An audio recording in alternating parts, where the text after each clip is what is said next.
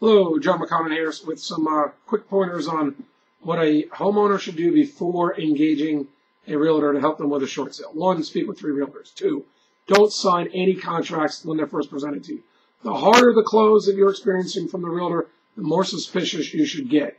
The realtor should be sitting there fairly comfortably saying, there's a lot of business out there. I'm not really all that worried about your short sale. And 2, I have experience. Check my website. Look at my approval letters.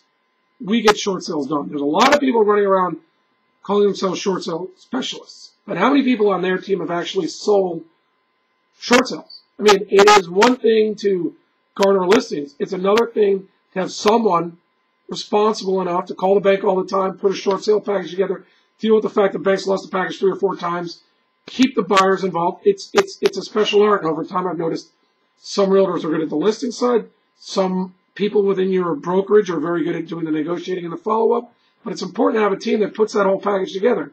So I would say you want to see 2, 3, 4 listings sold recently. I mean, very recently, since the TARP money has hit the banks, and this video is being done in May of 2009, because rules have changed.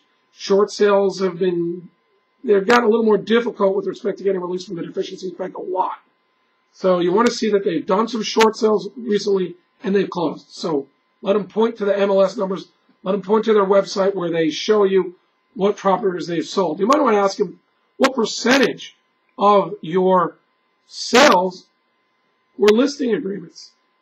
Some people might only have a 10 or 20% close ratio. Other realtors and other short sale teams will have a much higher ratio. Over time, it should be going up as your realtor has gotten better at it.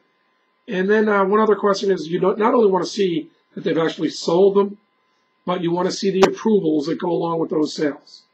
Because there are some realtors whose websites are doing well on the web who have approvals up there, but when you go through the approvals, you're going to see that many, and I'm not going to say you're going to get released from a deficiency every time, but there are some banks that do release deficiencies, and you're going to want to see those approvals. You're going to see approvals where the mortgage has been released, but no mention made of the lien. Sometimes that's the best some lenders will do, but other lenders will release the mortgage and release the deficiency if you ask. Sometimes they'll do it in writing for people with purchase money loans and not recourse loans.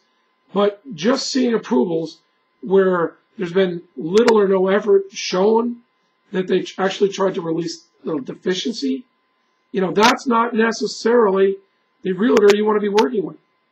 You want to be working with a realtor that has your interests at heart, not necessarily the commission. I mean, the commission is nice. That's why I'm doing it.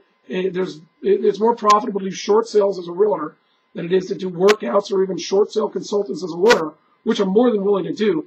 But I'll tell you, the hourly rate on short sales is a lot higher. You get $500,000 property sold, and you get a 2.5–3% commission. If you just have the listing side, that's very good money. I'm willing to work hard for that, and so should everybody else. But the point is, you want to know that there's a little bit more involved. It's not just the sale; it's the terms that you are negotiating. And then you want to know, well, what happens if my short sale is not approved, if I don't like the terms? Is there a strategy behind what we're doing? And let me tell you, if you've got recourse loans, if your second loan is a recourse loan, most likely, let's say, if you refi that second loan, you might not want to start a short sale. You might want to make sure that you're still paying on the first loan while you're working out terms with the second via a short sale or via a short pay. I mean, if you've got assets to protect, if you've got the salary in the future you think might be around, don't go willy-nilly into a short sale. Make sure you've talked to 2 or 3 people. You know what the clauses are that have to be included throughout your package. Don't just listen to someone who says, hey, I know the clauses. I mean, see them. Look at their materials. Ask them if they've got a lawyer. If they say they've got a lawyer on staff or consultant, ask if that lawyer is going to be representing you, or is there a lawyer representing the brokerage.